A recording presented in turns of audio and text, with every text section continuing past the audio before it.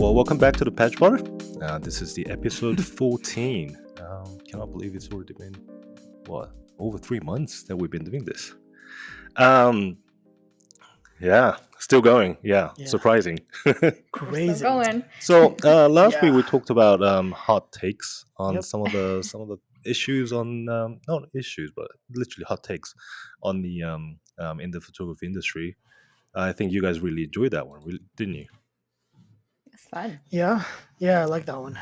Yeah. I think we had a lot of fun recording that one.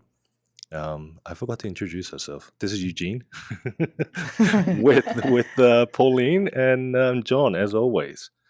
Hopefully people know us by now. Maybe. Yeah. Hopefully this isn't the first one that you guys listen to, but then again, this is a pretty hot topic as well. So Yes. today we're going to be talking about the imposter syndrome. So imposter syndrome is something I mean I kind of knew about, but then again I didn't really know well enough about it. I kind of assumed from the wording, but I think doing some research on the topic, and I definitely got to know a lot more about it, and also learned that so many people are suffering from it. So we thought we'd dive deep into this. We'll talk about the definition of imposter syndrome, just in case some of the way you think about the imposter syndrome may be a little bit different to how it is described or defined in the psychology world. And we'll talk about some of the situation that we felt that way, if we have. And then we'll talk about some of the remedies for it as well. So, you guys excited for this one as much as the hot takes? Yeah, And I this think one so. is our first listener suggestion. Oh yeah. Oh yeah, that's right. Yeah, I forgot to mention that. Yeah, Yep. that's Shout out to Tyler. yeah. Thank you very much. I mean, we're always welcoming any kind of suggestion. So it kind of gets us to think about different things and also research onto different things as well. So yeah, we're always welcoming. So leave us a comment on Instagram or Facebook or YouTube, wherever you guys watch us or listen to us. Yeah. Cool. So let's should we start with defining what imposter syndrome is? Okay. Yeah. So this is a definition by Harvard Business Review. Imposter syndrome can be defined as a collection of feelings of inadequacy that persist despite evident success. How do you guys feel about that definition? Is that something that was quite similar to what you've been thinking of? It's sort I of think- accurate. Yeah, to a certain point. I feel like there's also a spectrum to it, right? Mhm. Like many things. So Yeah. for sure. Yeah, inadequacy. Something that I found out, like upon doing some research, this apparently is not the official diagnosis in the psychology world. So it is widely accepted as a serious form of like a self-doubt. So I actually thought it's something that we have to be diagnosed about, but apparently not. So I think it comes down to the spectrum in terms of like how severe you may be, or how I think so. At the end of the day, we probably feel in some way or another. So, and apparently there are 5 different types of imposter syndrome.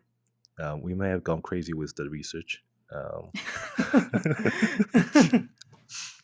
but we wanted to deliver an accurate and most useful information. At the same time, being more fun and all that sort of stuff. So, John, do you wanna start with the first one? Yes. So the first one, it's called the perfectionist. This type of imposter syndrome involves believing that unless you are absolutely perfect, you could have done better. You feel like an imposter because your perfectionist traits make you believe that you are not as good as others might think you are. So the next one is the expert. So the expert feels like an imposter because they don't know everything there is to know about a particular subject or topic, or they haven't mastered every step in a process because there is more for them to learn and they don't feel as if they've reached the rank of quote unquote expert. Hmm. The next one is the natural genius.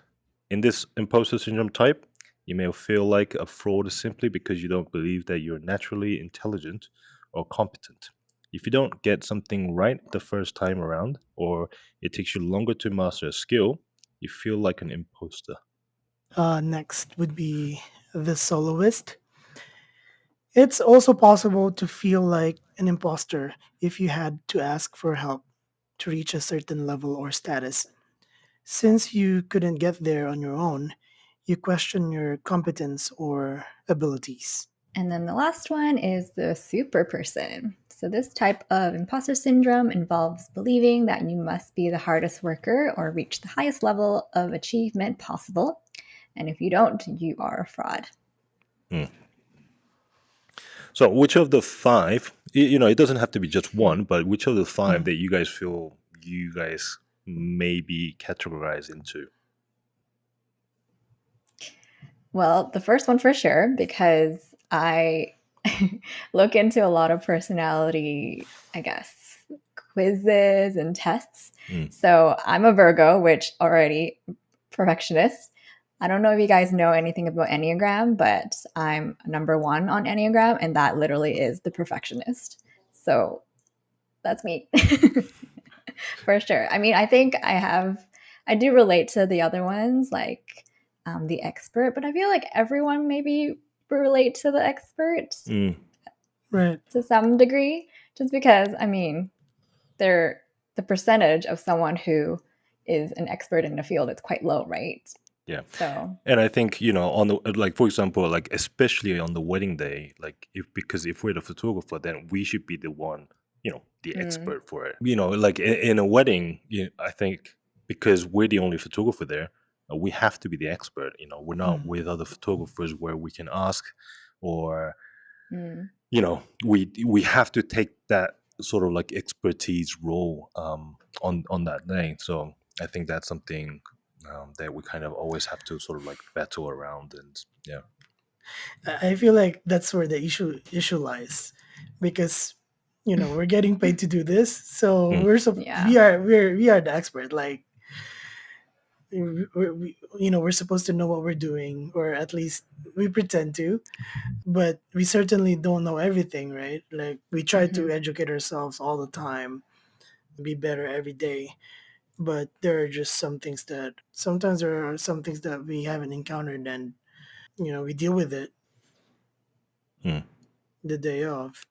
yeah. We do educations all the time. We practice. We do everything in our power to be competent during that day. I think the ones that I could definitely relate to is obviously the perfectionist is definitely one of them.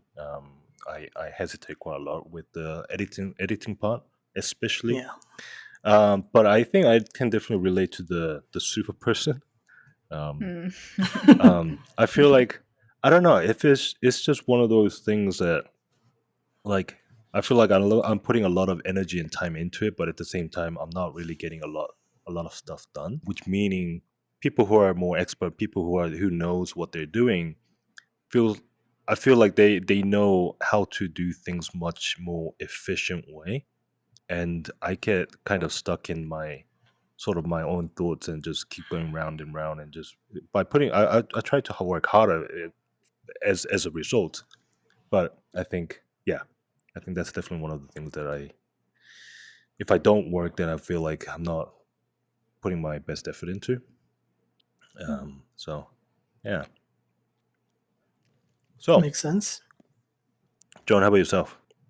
I can definitely relate with the expert, just because I just started being a wedding photographer. This is my second year, and I've done a lot of education, and I've been shooting a lot as well with Eugene. Even though I feel like I am an expert with photography, wedding photography, I feel like sometimes there are moments wherein I feel like I'm an imposter, and also there are times wherein editing, like same with you, Eugene. Like I doubt if like this is the Mhm. right look, or this is what I Yeah. Sometimes I switch back and forth with the look that I like, but I feel like I'm getting there. I feel like I'm starting to have a grasp on what what my style is when it comes to editing, when it comes to how I like my photos to look like. Mm, mm, Yeah. yeah. So we found definitely a few fun facts about the imposter syndrome. I don't know if they could be. I don't know if they're really fun, but Interesting interesting, facts. interesting topics. Yeah. Um, so apparently, one study found that about 70% of all people have felt like an imposter at some point. Imposter syndrome often affect those who are highly capable perfectionists, um, and studies show that. Um, um, Such as women in high tech careers or first generation college students are more likely to have imposter syndrome.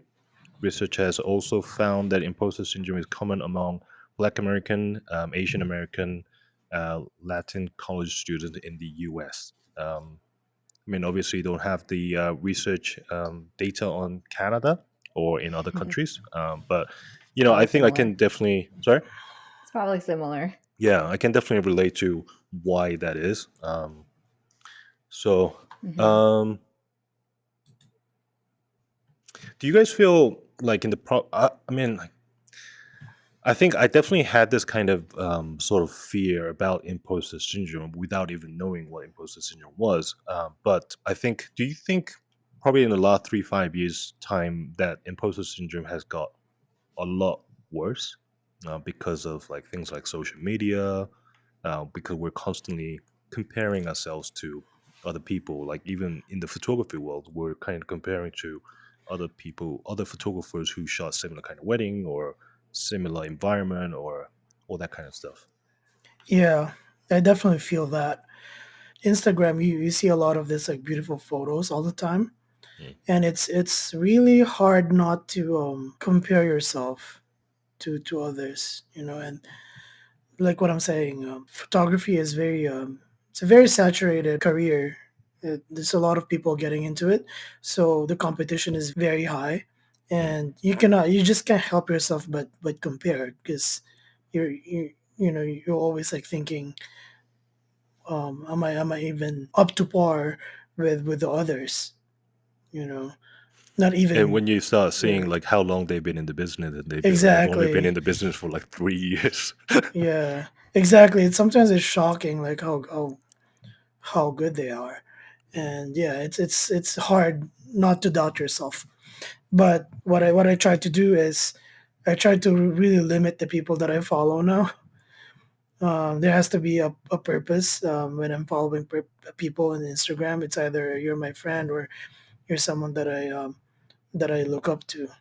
Other than that, I try to not follow anyone else because it kind of ruins your creativity too. Because you tend to like if when you see something you kind of you get inspired, but sometimes you also imitate. And for me, I like to have my own style and my own creativity. And when I'm lost, then that's when I'll start to like look for other people. You Mm. know. Yeah, I was gonna say to your point about not following people that do kind of make you suffer from imposter syndrome. So what if, because I suffer from this, so what if it's someone you know or someone that also follows you back? Do you feel kind of pressured to continue to follow them? Because you know what I mean? I know you can Yeah. mute them now, but you Yeah. know what I mean? Like if you do feel that, is it just Yeah. better to like completely unfollow them at I all? didn't even know that there's a mute function. Wait, There what is, is yes. that? Okay, thank you for So, educating me. so you can actually mute not only their stories or Hmm. stories and their posts. So you can actually mute their posts so you don't see them at all. Oh, that's a hard question. Well, I guess it depends. If we've been interacting with each other a lot, then I would still follow them. But if Yeah. like it's just liking or whatever, I think I can, you know, I think I can live without the Mhm. likes. I think Yeah. it's better for my mental health.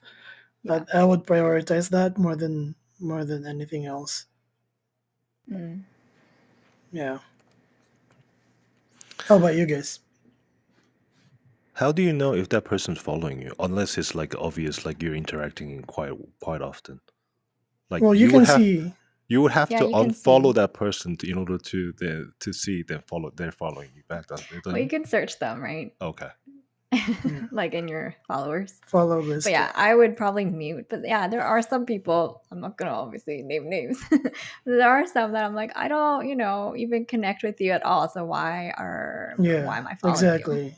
Mm. I don't Sometimes know. it's pointless. Yeah. You know. I mean, I've seen this on Facebook, some friends who go on mass deleting of Facebook friends because again, they don't even remember how you become Facebook friends like over Mm, the years. There are some people that pop up sometimes. I'm like, I don't remember who you are. I don't even know how we became friends on Facebook. It's kind of the same thing, I think. But I think now, especially with the algorithm, is really intelligent in the fact that if you don't even comment or like or even look at their things, then it's not going to continue to pop up on your feed, mm, which is interesting. Mm. yeah. So, It's just because there's anyway, so many. You can only consume so much. yeah, You know. yeah. So do you guys when do you guys feel most about the imposter syndrome? Like when do you guys think like this or this is the imposter syndrome? Mm. Mm, For me, definitely, the when more I scroll on Instagram, the more I'm Mm. like, oh, why haven't I done this? Or, exactly. why can't I do this the same way? You know? Yeah. The more I look at other Yeah. people's work, that's when I feel like, oh man, but I'm nothing compared to them. Every time I look at Eugene's photo, oh my god. Like, Do you guys ever feel like an imposter like when you're like during actual your work?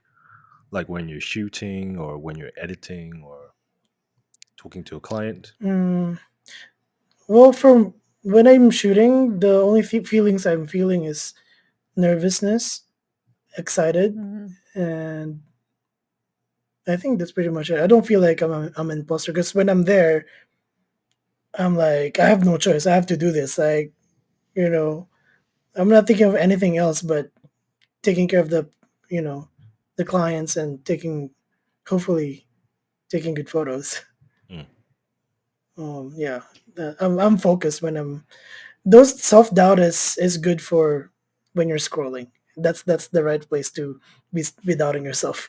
That's the only Yeah. place that you should be doubting yourself.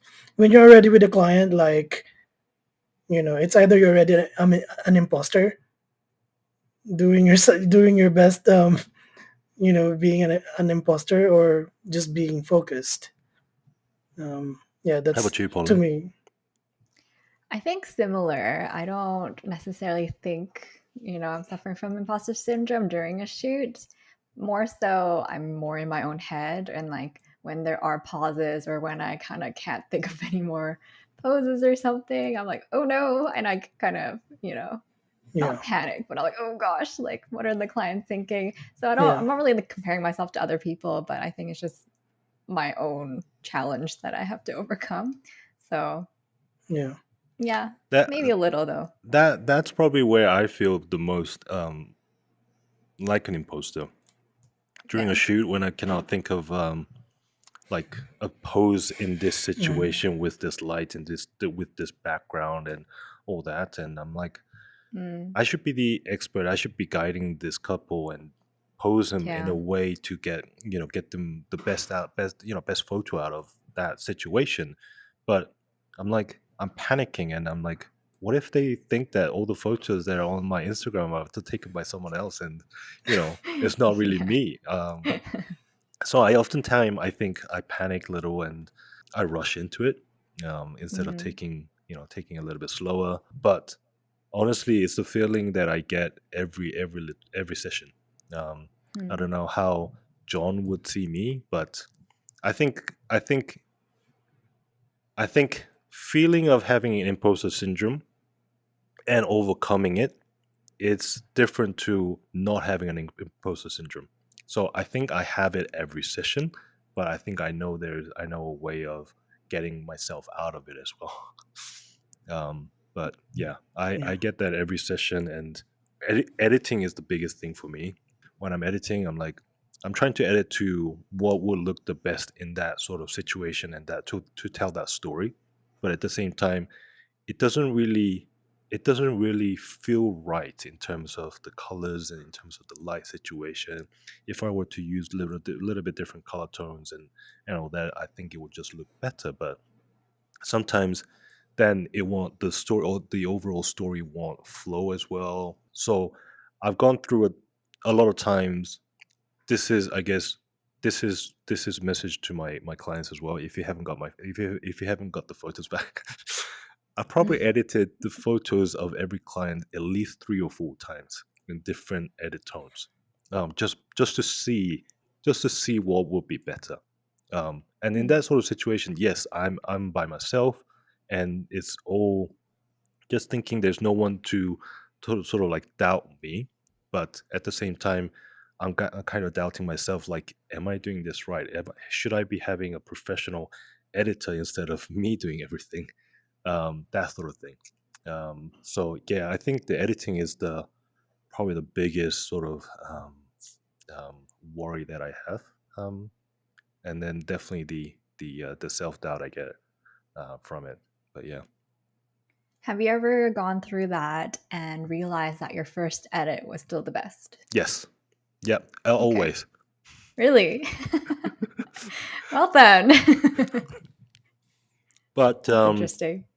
how about when you guys talk to clients, like for example, like when you're quoting them for the pricing or things like that, like can you guys can you guys get your head around like how much your clients are paying you to take the photos and things like that? Sometimes I feel bad. Like sometimes I'm just like I'm still shocked. Like saying the words like you know how much it is, and Mm. then shocked and embarrassed sometimes with the pricing. I agree. I feel that too. Like before, when they're asking, "Oh, like how much would this be?" and I always like I'm so hesitant to even tell it to them. But I think I've overcome that, because I think I believe in myself a little bit more, and because if you think about it, you have to think about bigger picture, right? Everything costs something. Your Mm, gear is going to cost your time. So it's not just the 1 hour that you spend with them, right? Like all the editing, all the mm, software you use, it all costs money. So you have to think Yeah, about the bigger picture and not just, yeah, that. that's true. I just cringe sometimes. I think that to aside from educating myself, gotta educate the clients too. Like people, it has to be a norm that photographers we have costs, Yeah. and they're not just paying for the session itself. They're paying for a lot of different things. Hmm. Yeah, but Definitely. that's another topic. I think one of the ways that I kind of avoid that, because I still don't get my head around sometimes, because when I'm like, I think that's one thing that helps me when I meet some of the more successful photographers and hear what they're charging. I'm like, I'm not charging that much then. But in comparison, like in terms of like in a way, if you're thinking, do you really want to pay that much for me to come and photograph your wedding on the most special day? Yeah, sometimes it's difficult to that. I think if I think about it more and more, I think I'll get my anxiety level will go up and up. But I think one of the ways that I avoid having that sort of process is having all the prices available on the website, so that Yeah. when the clients reach me, they already know how much they're paying and they're comfortable with that. So that that makes the whole conversation much easier. Then we don't actually have to talk about the money side of things. Yeah, So I think that definitely helped me a lot, because putting the numbers into the page versus saying it to the client is quite different. Yeah. yeah, I agree with that. I do the same thing because when it's already there in your website, you're kind of weeding out the clients that that potentially might not like you, or the clients that will like you, or the clients that are within that budget.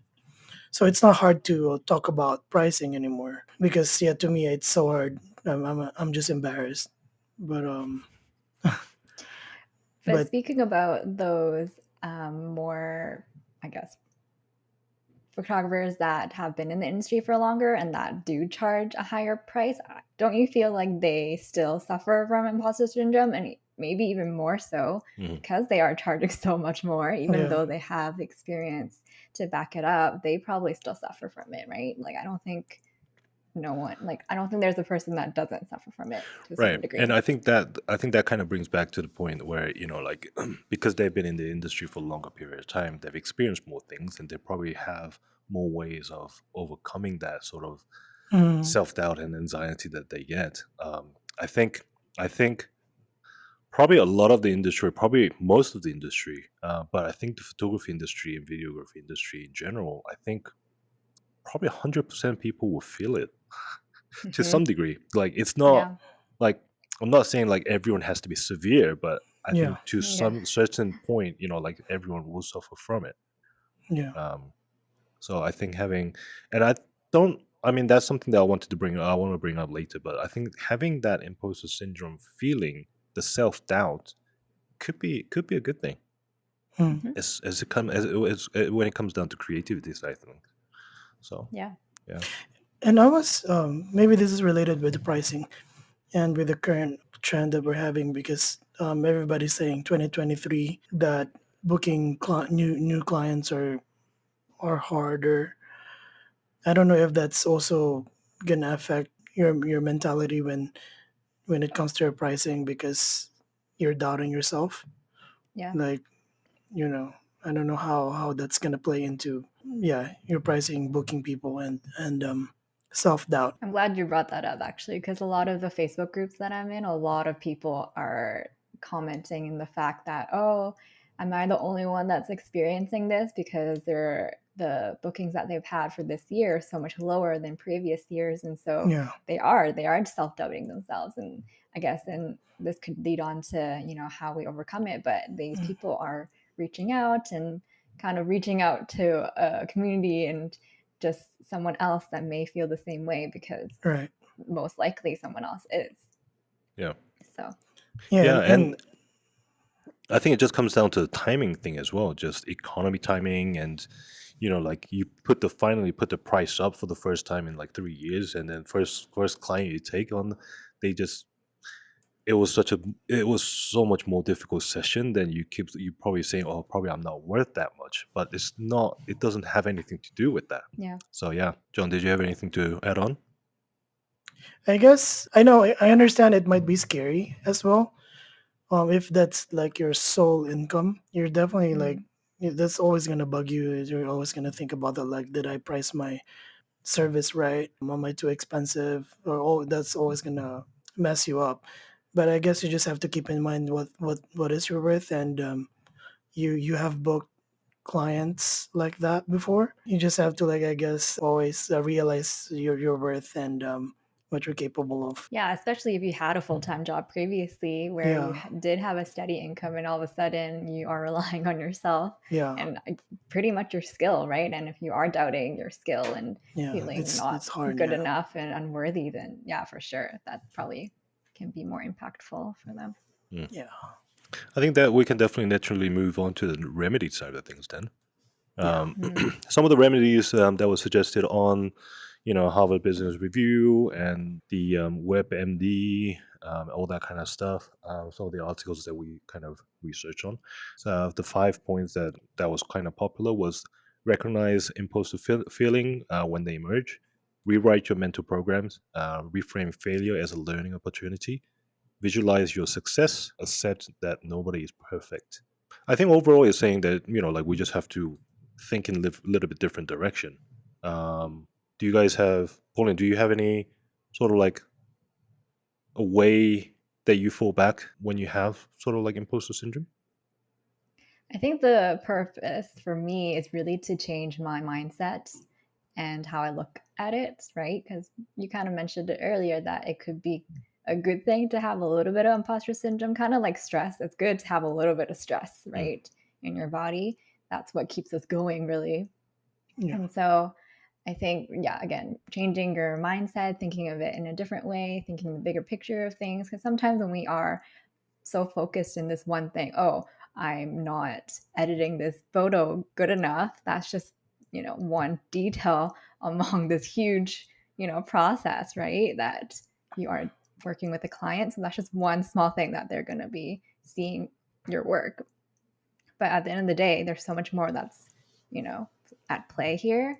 And I actually wanted to share, I actually listened to a podcast with Jay Shetty, and he was talking about imposter syndrome, and how he described it is that imposter syndrome is basically when your skill is not as high as the challenge at hand, which I found really interesting. See, if you look at it that way, it is a positive thing, right? So if your skill is not matching up with the challenge, then work on the skill, right? Mm-hmm. So that's That's really the reason why we have imposter syndrome. Yeah, so yeah. go That's a really good point. Before you said that, I was already thinking what I did to remedy that kind of anxiety. To me, I'm so big on education. I try on. my best to like really I consume a lot of educational stuff, and then plus practice, just time on time holding the camera, taking photos. I think that really made me confident. To me, as long as I'm prepared, I practice. When I come to a session, I know that I'm good enough. I have all the tools necessary to do the job. And that's always been my mentality with anything else in life. If there's an exam, I prepare for the exam. And when I come into the exam, I know that I prepared, and there's nothing that I should be anxious about. And it's the Yeah, same thing that I do with weddings, with shooting portraits.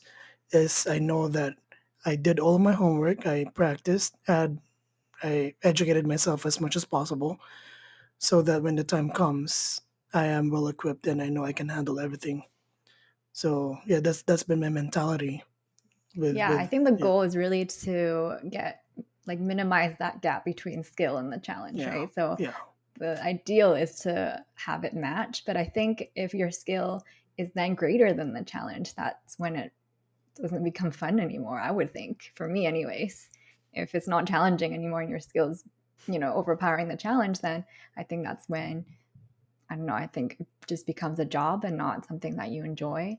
And well, yeah, that's there are ways to always like make it fun, because if your skill is much greater, there's more room for creativity now. yeah, so then that's what, when you would continue to, move that challenge up and up and up, Hmm, right? hmm. You continue to Yeah, hmm, take on bigger challenges or yeah, different challenges, right? So yeah, yeah. yeah, I yeah. think some of the things that I guess doing when I was doing this research, I recognized myself having the imposter syndrome in quite a lot of different areas. So I think it's something that I kind of try to think of why, well, probably why I have those, but at the same time, what do I do to kind of overcome it? But I think one thing that kind of always helps me is that one sort of like lying sort of like condition is that I think I understand that nobody is perfect, and also I try to concentrate on whys in terms of like why I'm doing this session, what was the purpose of this session, like what the couples want out of from it. So by focusing on something completely different than my own ability, then I don't really have time to doubt myself. So I think that's one of the reasons that when I do have problem with, like for example, posing a couple, then I try to think like what their story was and what kind of like what they like to do, and try to bring back to whatever they were doing. So like probably bring in a lot of the actions or something. I will just ask them to do something, run around together, or you know, Yeah. things like that. So I think that kind of helps me to sort of like not think of too much about myself and focus on something that's more at stake. That definitely helps. And another thing, this is something that I use quite a lot in all different areas in my life. But oftentimes we think about our strengths and weaknesses, and whatever the industry that is, and we often kind of improve our weaknesses. But my theory is that we don't really need to improve on our weaknesses, because weaknesses oftentimes are from us comparing it to other people. And because we don't feel like they're weaknesses if we're not comparing it to someone else.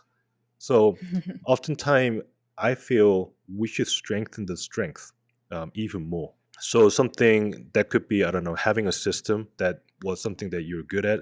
If there's a pose that you really like to do that kind of often, I notice looking through my photos, there's a pose that I kind of go for, like when I'm like feeling a little bit worried or anything like that. A system, editing system that I kind of fall back onto, communication skills. If I when I'm talking to the clients, I think building up on the strength that can cover your weaknesses can oftentimes be a sort of a good way to kind of not to focus on your doubt, but the look at the positive side of things, that you could actually do this.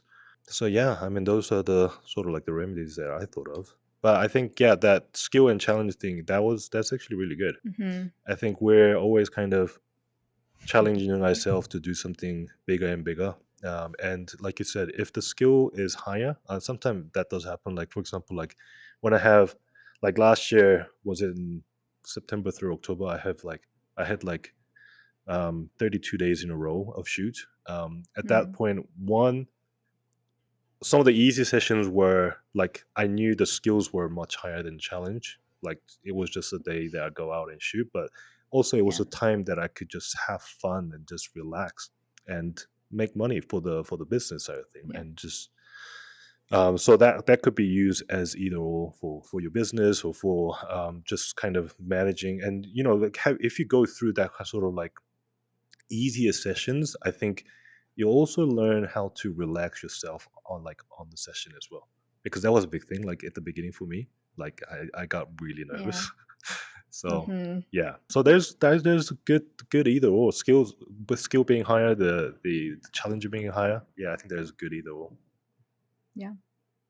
And I mentioned earlier, it really is about sharing those feelings. And I think now, I know I always talk about social media, but on Instagram, how everyone's saying, oh, Instagram's not real. Like it's just like a highlight of people's lives. And I feel like Yeah, now that people are more aware of that, they are sharing more the not real side of things. And I think when those people are more vulnerable and kind of share those sides of their life, then everyone then kind of like, oh, okay, I'm not the only one that doesn't have this perfect life, right? And I think that's why if we talk about it more and continue to share we're feeling, then I think that's going to be really helpful as well. Yeah, I Same mean thing like with right. ending mental health, right? Yeah, I mean yeah. like even like Mhm. right now, like us three talking about it, like we share almost exactly the same sort of situation in all when we have these doubts. So I'm sure all the people who are listening to, hopefully will have someone to talk to, or that's why we have the whole the Talk to us. community. Yeah, community open. We're always Yeah. we don't have enough followers on Facebook and Instagram. So come and talk to us. You don't have to follow us, but just come and talk to us. We would love to have chat. And I think more and more, the time that we spend in this industry, there's definitely, I mean, I mean, hopefully you've heard from other podcasts, but we're very for competition but not competitive. So we want to, like we want to share, and we want to talk to a lot of different people, and we will learn from each other. I think that's what we all need for this, especially for the imposter syndrome, because we all Hmm. feel it. Yeah, Yeah. Definitely. for sure. And also one more thing that I wanted to kind of add, and I think in terms of like this is going back to these sort of having imposter syndrome is a good thing. It's meaning if you're having self doubt, and meaning like when it comes to skills versus challenge thing, you know, Mhm. because you're kind of improve yourself, you want to, you kind of comparing it with other people and trying to get to that like that person's level, or why can I not be in that level, or why you know all these questions is to improve yourself. And in artistic world, I think that's probably one of the best questions that you can ask for. So I think, you know, if it's not severe, then definitely it's a good thing. Yeah. Do you think that because we're in this creative world that imposter syndrome might be like higher in terms of prevalence because it is so subjective, right? Yeah. Yes, and also I think because it's a single person job. As in, like, for example, like let's say I don't know, you're a group of photographers shooting a commercial. Even that there will be a director and everything, but I think if there's more people that can work together, then you may have less of that imposter syndrome. Maybe having a second shooter may be a good thing for imposter syndrome. But yeah, going back to artistic side of things, definitely, yeah. Anything you guys want to add? I think you guys have covered everything. Yeah. So, as you can probably see, this topic was a little bit longer than the other ones, but at the same time, I think it was a very mellow kind of sort of Yeah. topic. But at the same time, we wanted to be careful in terms of, and one, that we don't want to offend anyone, in a sense that we're not taking anything lightly. That everyone do have struggles, and we all feel it in some way or another. And I mean, like I said, I do feel it, but at the same time, I have my way of recovering it from it. So Coping. yeah. So, but yeah, I mean, I do enjoy this kind of podcast as well. So that was Yeah. fun. Mm-hmm. Yeah, definitely a lot more research went into this one, and I think we covered pretty well. So if you guys have anything that we kind of haven't sort of covered, or if there's anything that you want to talk about in terms of, like, how do you feel about the imposter syndrome, when do you feel it, and what sort of situation do you feel it the worst, or some of the suggestions of how you guys could overcome it, leave it on our Instagram comments or Facebook page. We would love to hear from you guys. But next we'll be talking about the importance of an engagement session. Yeah, I thought we just like earlier in the year is usually a lot of engagement session happens, as well as like sort of summertime. But so we thought we'd kind of include engagement sessions, and we all three of us are very, very full engagement session. So yeah, everything about engagement session we'll talk about next week. Yeah, thanks for listening. You can always find us on the Spotify, Castbox, Google Podcasts, Apple Podcasts, and you can watch us on Spotify and YouTube. All right, well, hope you guys have a good week. See you next Thank week. you. See you. Bye. Bye.